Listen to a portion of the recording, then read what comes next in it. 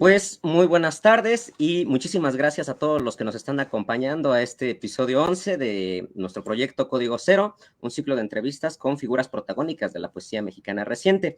Mi nombre es Andros y el día de hoy tenemos el gusto de contar con una presencia, una invitada de lujo, qué bueno que aceptó nuestra charla, Julia Santibáñez. ¿Cómo estás, querida Julia Santibáñez? Hola Andros, bien, ¿y tú? Mucho gusto de estar aquí para hablar de una de las cosas que más valen la pena en este mundo, que es la poesía. No la mía, la poesía. La poesía en general, pero pues qué bueno que podemos hablar en este preciso momento de tu poesía. Yo me encuentro muy bien, muy emocionado de que hayas aceptado esta charla y bueno, antes de empezar, como ya viene siendo costumbre en estos jueves de poesía, primero voy a leer una breve semblanza de tu persona para dar un poco de contexto a quienes pues, no te conocen del todo, tu increíble trayectoria. Entonces, Julia Santibáñez es licenciada en Lengua y Literaturas Hispánicas y maestra en Literatura Comparada, ambas por la UNAM. Poeta, ensayista y periodista, ha publicado varios libros de poesía y prosa poética como Coser tu nombre, del 2007, Rabia de vida, un bonito calambur, del 2015, Ser azar, del 2016, Versos de a pie, un poemario bilingüe, del 2017, Sonetos y son 15, del 2018, y Eros una vez y otra vez, en la edición de Textofilia, del 2018, con el que ganó el Premio Internacional de Poesía Mario Benedetti del 2016, otorgado por la Fundación Benedetti de Montevideo, Uruguay. Sin contar los exitosos 2 volúmenes de El lado B de la cultura, y fue la editora del Cultural, suplemento del periódico La Razón, y es la actual titular de la Dirección de Literatura y Fomento a la Lectura de la UNAM. Así que, albricias, querida Julia, por este reciente nombramiento. No me caben dudas de que realizarás un trabajo increíble, como lo hiciste detrás de la Cátedra Carlos Fuentes. Muchas gracias, estoy muy contenta, muy emocionada. Es como sacarse el premio mayor de la lotería, algo así. Claro, aquí lleva mucha responsabilidad, mucho trabajo, mucho compromiso, pero lo que sobran son ganas, entusiasmo y el compromiso, la devoción por la literatura que pues ha sido mi motor de vida, mi sentido de vida, ¿no? Y la UNAM, que la llevo tatuada desde el primer día que puse un pie aquí para entrar a la licenciatura en 1992, ya llovió.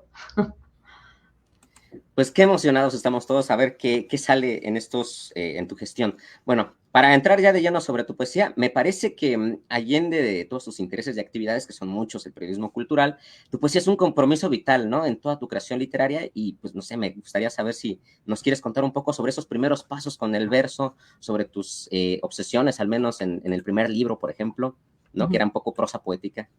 Sí, pues empecé a escribir poesía desde niña, en realidad sin tener ninguna conciencia, por supuesto, ninguna claridad de nada, porque además nadie en mi familia, digamos, cercana, tenía ninguna relación, ya no digamos con la poesía ni con la literatura, con la cultura en general.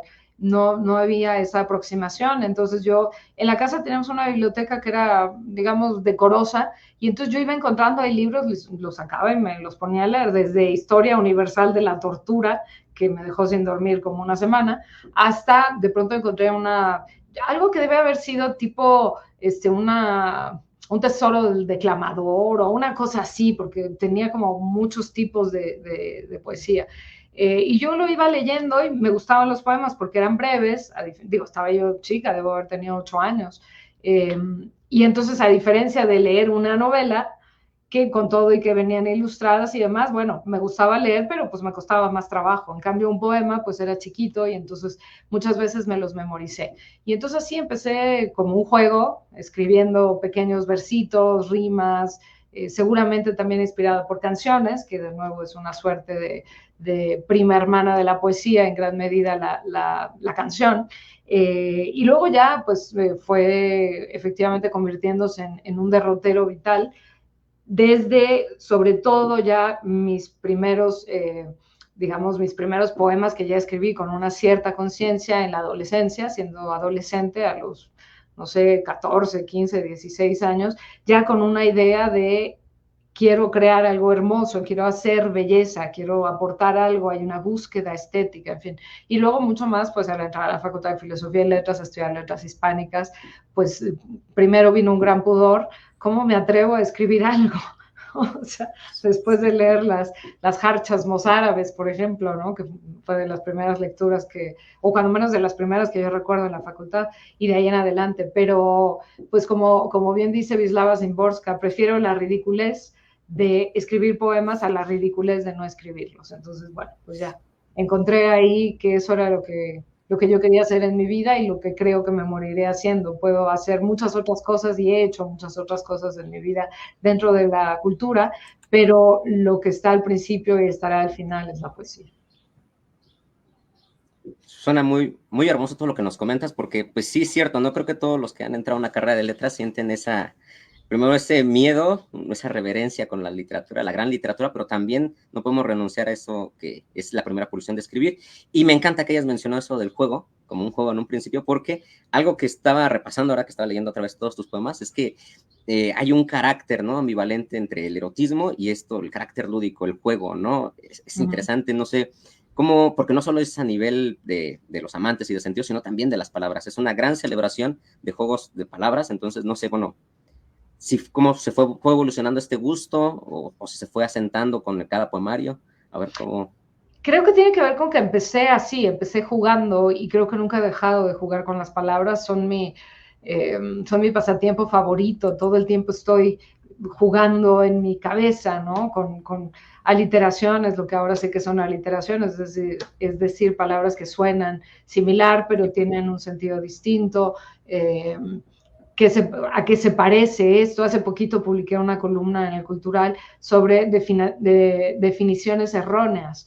Y, en fin, todo el tiempo me gusta explorarlo, me divierte profundamente, ¿no? Una de las cosas más lindas que me ha pasado es descubrir la palabra, como decía Dylan Thomas, no como significado, sino como sonoridad, como una posibilidad que habita ahí adentro, que hay un sonido, un eco, una reverberación que está dentro de las vocales, de las consonantes, en fin. Entonces, tiene mucho que ver eso. O sea, empecé jugando y sigo jugando y creo que es lo que seguiré haciendo siempre. Y porque además también tuve la fortuna de tener maestros que potenciaron esta forma de verlo. Por ejemplo, Eduardo Casar, ¿no? Que juega muchísimo con el lenguaje, los títulos de sus libros son, por supuesto, una lección y una elección poética, ¿no? Entonces, cuando iba a publicar el primero ya claramente poesía, que tú lo tienes ahí, Rabia de Vida, lo voy a acercar para que se lea, rabia de vida, de la vida, pero la rabia de vida, la que uno debe tener o la que uno se debe tener, ¿no? Para enfrentar la existencia. Entonces, desde ahí, digo, esto te estoy hablando de 2015, y tenía una vocación muy clara porque los títulos de mis libros no fueran solamente el sentido literal, sino que evocaran otras cosas, que convocaran otras posibilidades semánticas, además de sonoras. Entonces, de ahí en adelante, pues creo que todos los títulos de mis libros de poesía han tenido que ver con eso. Y luego, si además consideras que ese primer libro era poesía erótica, Rabia de Vida, pues también, claro, en el erotismo hay una gran dosis de humor, o creo que la hay, no siempre, pero creo que la hay y creo que es consustancial. Lo mejor que te puede pasar al estar en una relación sexual, creo, es ser capaz de soltar una carcajada y que no pase a mayores, ¿no? Que nadie se sienta, sino que al revés, sea una explosión mutua de una risa porque alguien hizo un chiste, en fin. Entonces, por los dos lados, tanto por mi sentido profundo de amor por las palabras y de lo que éstas pueden significar y no significar, pero sí evocar, acercarse a en nuestra cabeza, y luego la parte del erotismo que también creo que implica una buena dosis de juego, o cuando menos así la quiero ver. Sí, no, es que a mí me parece que es cierto, ¿no? Estaba releyendo apenas un libro de Maritza Buendía y también habla de este carácter lúdico propio de toda la literatura erótica, y eso me hacía pensar mucho, bueno, como todo nos va explicando una obra de un autor, también sus textos críticos, de tu libro, el del laberinto de la fortuna, analizando el texto, es bastante interesante y preciso, ¿no? La obsesión con el laberinto, y dije, ahí aparece, ahora iba contando, ¿no? Las veces que salía el laberinto en la oreja, o en estos juegos, Y me quedo pensando en que, claro, por eso me parecía tan disfrutable este poemario, por lo lúdico, pero también por esta referencia a los cancioneros tradicionales, a estas resonancias de las rimas clásicas, ¿no? Del español, y a esa intención también, una fuerte voluntad de renovar las formas, como con el soneto y tu libro de sonetos y son 15, ¿no? No puedo recordar así un ejercicio de años recientes de tratar de recuperar las formas clásicas, ¿no? ¿Por qué? ¿Por qué ahorita, no? ¿Por qué tú sí?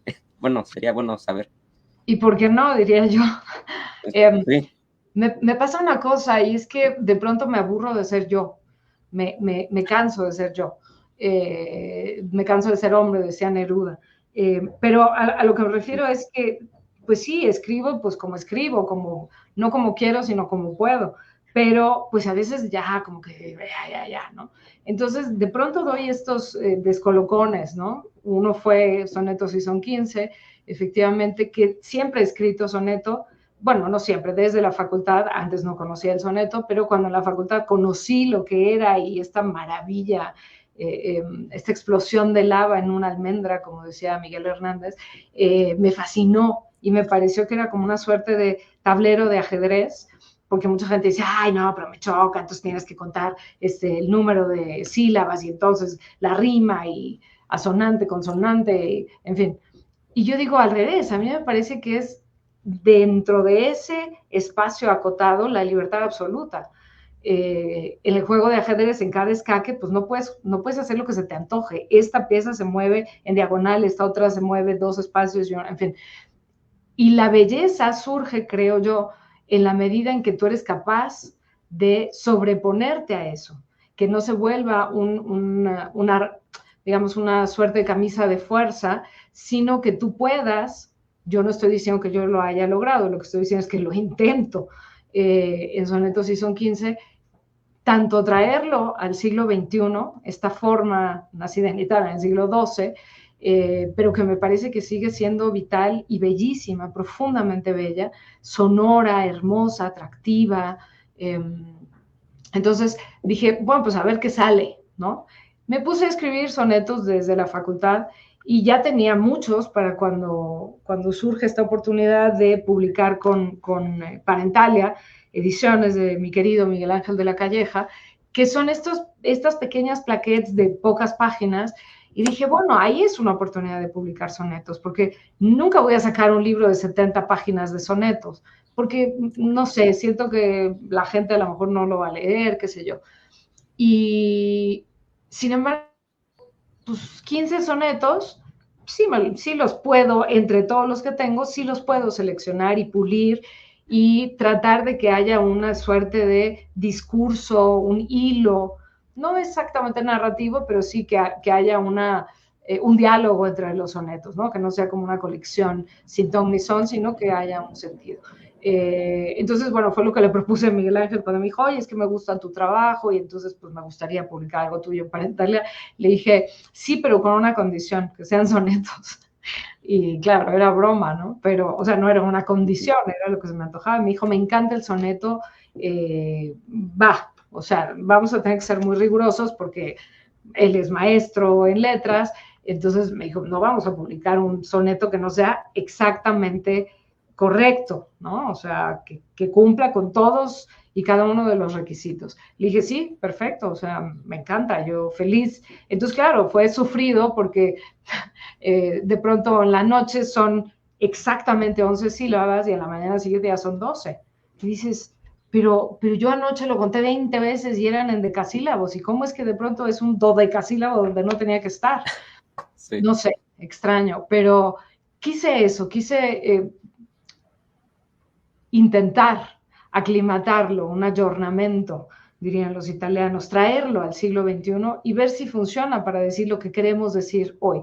Y por supuesto no soy la única, o sea, hay muchos autores que han escrito soneto en nuestras épocas contemporáneas, ¿no? Pero bueno, sí yo me puse como el reto de ver qué pasaba y al final creo que se sostiene, cuando menos algunos de los sonetos. Me llevé la sorpresa hace muy poco, hace un par de meses, la FIL Guadalajara, vino Carmen Alemani, una estupenda, extraordinaria analista de poesía, sobre todo ha publicado sobre Miguel Hernández, pero también sobre otros poetas, en fin, de la Universidad de Alicante. Y me encontré con que, bueno, ella me hizo llegar fragmentos de un texto que publicó sobre soneto contemporáneo y me cita largamente, o sea, cita varios versos y los contrapone con un soneto de Góngora. Y dice, yo no sé si la autora no nos conocíamos entonces, esto debe tener, digo, que yo me enteré fue en diciembre, pero ese estudio suyo creo que tiene como 5 años, una cosa así, del cual yo no tenía idea. Tal vez cuando salió el propio libro, en 2018. Y entonces va poniéndolos en paralelo. Y entonces cuando me lo manda, me dice, yo no sé si tú lo hiciste a propósito. Le dije, claro que lo hice a propósito, pero no pensé jamás que nadie fuera como a notarlo, ¿no? Que yo estaba siguiendo la misma cadencia de ese soneto de Góngora. Y entonces fue fascinante para mí decir, el soneto sigue comunicando y sigue interesando y sigue siendo un espacio de reto y de creación posible de belleza. Insisto, yo no estoy diciendo que los míos lo sean, solo digo que es un intento mío muy serio hasta el máximo de mis capacidades para crear belleza en un espacio que aparentemente es muy constreñido, ¿no? Ya le toca al lector Sí, decir tienes si toda la razón. o no. Claro. Bueno, es que yo me refería a que no había visto, no solo que no se o sea, que se escribieran sonetos, sí, pero esta voluntad, ¿no? De que todo un poemario fuera con sonetos. O sea, nada más pienso en la tradición mexicana, en el poema del lago de Claro. Urbina, o en Otón, ¿no? Y por algo decían los poetas del 19 que era como el potro de la poesía, ¿no? Que solamente Sí. los buenos poetas se animaban a lanzarse al soneto. Y claro, también en la renovación de traerlo a otro siglo, pues pensaba en los bisonetos de Argüelles Bringas, y bueno, me voló la cabeza cuando lo estaba viendo. No, no lo tengo realmente a la mano, pero bueno, estas ediciones de Parentalia son ya muy Sí, pequeñas, de poco es tiraje. esto. Entonces, sí, Sonetos perfecto. 15, ahí está. Unas ediciones preciosas de Parentalia. Sí, Sí, me siento muy feliz de haber publicado con Parentalia porque yo tenía muchas ganas de publicar y decía, ¿y cómo le voy a hacer?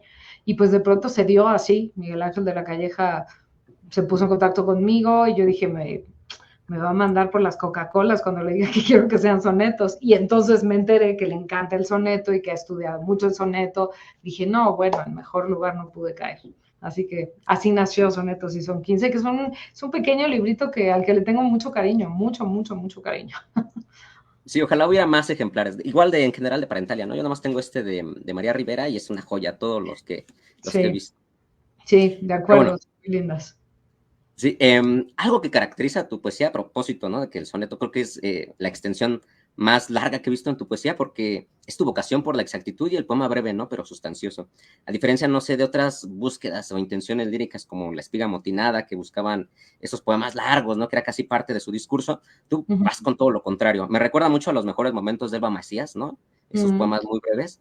Y creo Ajá. que queda bien esta línea de bonus y brevis bis bonum, ¿no? De lo bueno si breve dos veces bueno. Entonces, Uh ¿quieres -huh. hablarnos de este proceso de filigrana, de cómo vas desmenuzando hasta que queda perfecto y conciso el poema? Pues sobre todo es tratar de quitarle las rebabas. Claro, en ese intento muchas veces pues he terminado por cercenarle la cabeza al poema y lo he tenido que tirar a la basura porque ya me pasé. Me gusta siempre cuando doy talleres de escritura creativa o cuando, en fin, enseño a estudiantes que quieren aprender a escribir o a pulir su escritura, siempre les digo que yo no cocino nada, pero siempre se me ocurren metáforas culinarias. Quién sabe por qué debo tener una frustración en ese sentido, pero bueno, pienso que un buen chef sabe en qué momento tiene que darle la vuelta al bistec, por ejemplo, o al pedazo de carne. Si es un poco antes, va a quedar crudo y no va a ser correcta, digamos, la temperatura en la boca. Pero si se pasa, queda como suela de zapato. Y claro, un chef, ¿cómo lo sabe? Pues lo sabe porque lleva quién sabe cuántas cientos de horas frente a la estufa. Entonces, no sé, yo tampoco sé cómo creo que sucede.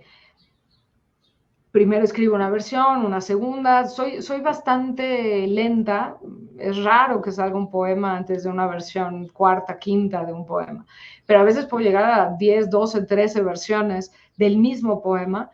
Yo escribo en unos cuadernos grandes y entonces ahí van quedando guardadas las versiones porque en computadora me hacía unas bolas y ya no sabía cuál era la versión previa y a veces llegué a perder la versión previa que sentía que estaba mejor que esta última ya demasiado cocinada, ¿no?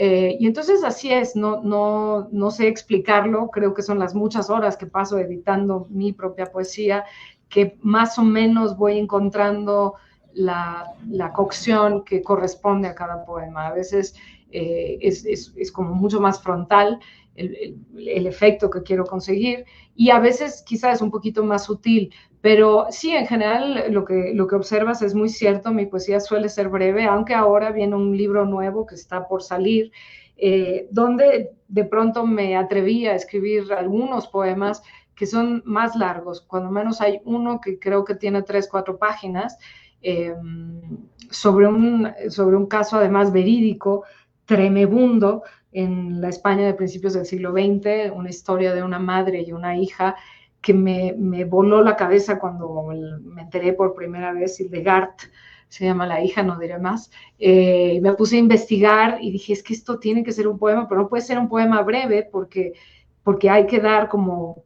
quiero comunicar muchas cosas. A ver qué pasa con este nuevo libro en el que, de nuevo, te digo, como me aburro, pues entonces me tengo que retar con otra cosa. No quiere decir que lo domine y que entonces ya diga, ay, como yo ya lo domino, voy a hacer otra cosa. No, simplemente que me canso yo misma de mi propia, de mis sonsonetes, si quieres, de mis temas, de mis recurrencias, y entonces busco otra cosa. Y creo que es lo mismo que me pasó con Sonetos y Son 15, lo mismo que pasa con los libros que tienes ahí atrás, el lado B de la cultura, que no tiene nada que ver con la poesía, o quizás sí, un juego lingüístico presente en cada página, creo. Y ahora, pues también, de pronto dije, bueno, a ver qué pasa, o sea, voy a intentar poemas un poquito más extensos, son pocos en realidad, pero con otras formas también en este nuevo libro que comento. Hay, por ejemplo, un poema cuyo título es muy largo y no lo recuerdo, pero es algo así como brevísima enciclopedia sobre las hormigas con algunos datos útiles y otros no tanto, algo así. Y entonces no es un poema a la manera tradicional, sino en realidad son pequeños parrafitos que ofrecen una información distinta y están tratados desde la prosa poética. Así que, pues a ver qué pasa, vamos a ver qué ocurre con este nuevo libro, pero bueno, será también una exploración en esta búsqueda mía de estar siempre intentando algo, mirar desde otro ángulo las cosas. Pues suena muy interesante, a ver si otra vez podemos regresar, a ver qué nos cuentas más de ese poemario, al menos el título o algo, porque sí, ya lo había escuchado por ahí de un pajarillo, que es Sandra Lorenzano, y Sí. sí, estaba muy emocionado. Y me encanta también estas metáforas que estás usando de la cocina, es que no puedo dejarlo pasar porque a mí me encanta cocinar también mucho, en particular la repostería, ¿no? Y Okay. bueno, todas estas cuestiones que tienen que ver con panadería también. Y sí, me parece que es muy atinado lo que dices, ¿no? De el punto perfecto, ¿no? De cocimiento en la cocina siempre es esencial y siempre es de meter mucho las manos. Entonces, es sintomático que es de, pues nada más, ¿no? Sientes la masa cuando ya están con la textura. Igual, por eso creo que lo manejas mucho desde lo que dices, ¿no? De escribir a mano. Entonces, quizá si quieras contarnos tu poemario o contarnos, por ejemplo, esto que sí se mantiene en todos tus libros, que es incluso al lado de la cultura, ¿cómo se puede decir? Este sentido preciso del humor y de la ironía, ¿no? Que hace que sea más disfrutable todo. Incluso, yo digo que igual, ¿no? Aunque son fragmentos muy breves, cada capítulo es muy breve, ¿no? Igual en el audio de la cultura, y es también muy incisivo, ¿no? Entonces, Me pues, interesa muchísimo el humor como, como una expresión de la inteligencia. No me refiero a que yo sea inteligente, sino a que el humor te permite ver las cosas, un poco lo que estaba diciendo, desde otro lugar. La solemnidad suele tener una sola cara, suele imponer una mirada. Sin embargo, el humor descoloca, se cuela por todos lados, es como un gato que se mete por todas partes y de pronto ves cosas que con solemnidad no habrías visto nunca. Me gusta mucho eso, ¿no? por supuesto, tiene que ver con el costado lúdico que ya he mencionado. Entonces, tanto en el lado B de la cultura como en mi poesía, ahí sí se hermanan todos mis libros, los 10 que tengo publicados, creo, se hermanan en eso, en que hay un regodeo en el lenguaje, una intensificación de la realidad a partir del humor, como subirle, no sé si seguro no te tocaron, pero a lo mejor has visto por ahí o sabes que existieron, por ahí de los 80, yo creo, 90, no sé, había unas cosas que se llamaban ecualizadores, que eran como 20 palanquitas para un aparato de sonido, y entonces la número 5 la subías 2 puntitos y la número 18 la subías 6 puntitos, y entonces los que tenían el oído muy educado, que no era mi caso, claro, mira, es que ahí el bajo, no sé qué. Siento que así es el humor, o sea, con un poco logras otro efecto, con que muevas 2, 3 palanquitas que aparentemente son inocuas, de pronto te da otra perspectiva. El humor creo que no es tan ajeno a la literatura mexicana como se nos ha hecho creer. No, no, es que éramos súper solemnes hasta que apareció Ibargüengoitia en el panorama. Pues no, desde antes estaba José Joaquín Fernández de Lizardi, Posada, José Guadalupe Posada, en otro sentido, y bueno, de ahí hasta acá, ¿no? No creo que no sea tan ajeno, el humor creo que está muy dentro de nuestra manera sí, irónica, sarcástica de ver el mundo. Y me interesa mucho explorarlo. O sea, no me quiero frenar de ese placer de pronto de reírme de mí misma. En muchos poemas me río de mí misma casi a carcajadas. En el lado B de la cultura me río mucho de mí misma también y me río pero en camaradería de muchos de los personajes. No es una risa, espero cuando menos que así sea, es mi intención. No me río desde la burla, desde el querer hacer pedazos la carrera de alguien o el nombre de alguien. No, para nada es así. Quien haya leído El lado B de la cultura, volumen 1 o 2, se dará cuenta que no es una mala leche, pues, sino es reírnos como, pues sí, porque todos estamos en este mismo camino y todos nos enfrentamos con las mismas broncas y decepciones y carencias económicas y todos vamos al baño y en fin. Entonces, como que es un poco la idea tanto de estos dos libros de crónica cultural del siglo XX como de la poesía. Es tratar de quitarle esa máscara tan seria a la literatura y decir, oye, es que también desde este otro lado se pueden encontrar hallazgos, ¿no? Hay novedades que descubrir. Y eso, por supuesto, pues creo que es una parte, si se puede llamar así, de mi estilo, como que ni siquiera aunque quisiera evitarlo, que no quiero, pero suponiendo que quisiera evitarlo, creo que tampoco podría, porque ya está como muy metido pues en mi ADN esta búsqueda, ¿no? Sí, tienes, creo que toda la razón. Bueno, es lo único que había notado, ¿no? Que sí es bastante conciso, pero bueno, quizá también algo que estaba pensando ahorita con todo lo que mencionas es como, no sé, ¿cómo decirlo? Esta construcción, ¿no? Como que no quieres hablar de una poética, pero a veces te sale el metapoema y eso hace que todavía sea como una especie de chiste, como de las minificciones, ¿no? Inserta aquí el poema que le quede con el epígrafe. Y eso de los epígrafes y las referencias cultas y el archivo me hace pensar, ¿no? Quizá ya lo respondiste con que te gusta cambiar y ser diferente en cada libro, pero lo mismo puede ser una Julia Santibáñez que recupera el archivo y la vida cultural del siglo pasado, que es un poco más pop, o la que recupera frases de Suetonio y otros grandes retóricos, ¿no? Estaba leyendo otra vez el de Ser y otros poemas, el de, igual, ¿no? Todos sus poemas y de repente hay una referencia culta, ¿no? O una interpretación del latín, entonces es brillante, ¿no? Eso, y claro, conociendo tu trabajo de la Fontana, el laberinto de la fortuna, pues hay una explicación ahí, ¿no? De la educación, pero bueno, no sé si quisieras comentarnos un poco esta vocación, ¿no? Por recuperar todas las referencias posibles cultas de todos los poetas que acabas de mencionar ahorita. Sí, me interesa no restringirme. Justamente el lado de la cultura va entendiendo la cultura desde Tintán y Olga Briskin y Raúl Velasco, por mencionar la conocida como baja cultura o cultura popular, hasta pues la alta cultura, ¿no? Está ahí Elena Garro, Inés Arredondo, Josefina Vicens, Enriqueta Ochoa, Carlos Fuentes, en fin, como nuestros grandes escritores, que por supuesto tienen un bagaje cultural muy singular. Entonces creo que todo eso me ha formado.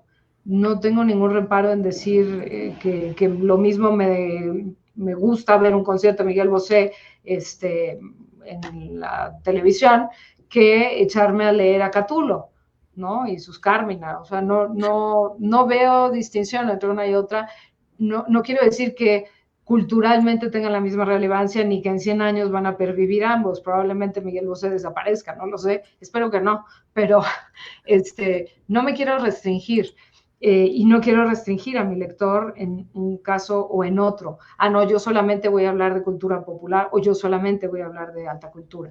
Entonces, lo que consumo pues se va transparentando en mi poesía, en mi escritura de crónica, en fin. Entonces, lo mismo tengo un epígrafe de Jaime López, rockero urbano, que, pues sí, que Siri Husbet o algo de Catulo.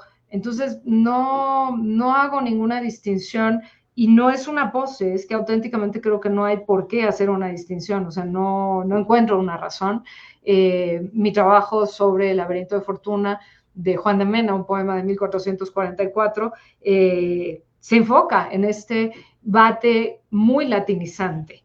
Era absolutamente latinizante, cuando en su momento ya no estaba, digamos, tan de, comillas, moda, tenerle tanta reverencia al latín. Y sin embargo, Juan de Mena sí que se la tiene y logra un poema que es extraordinario.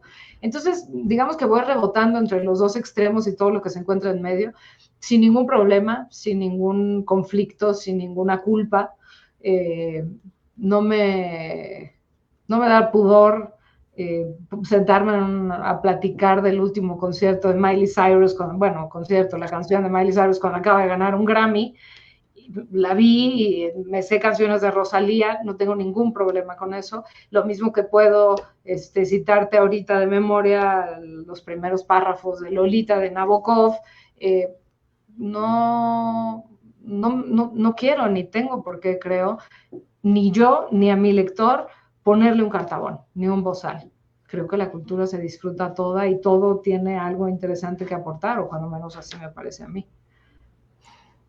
Me encanta porque, bueno, creo que hay algunas posturas poéticas y algunos intelectuales que no coinciden, pero eso es precisamente lo que me gusta, ¿no? De tu obra en general y qué es lo que más cuestiona, ¿no? Esta celebración de la cultura así a secas, ¿no? Nada de una u otra.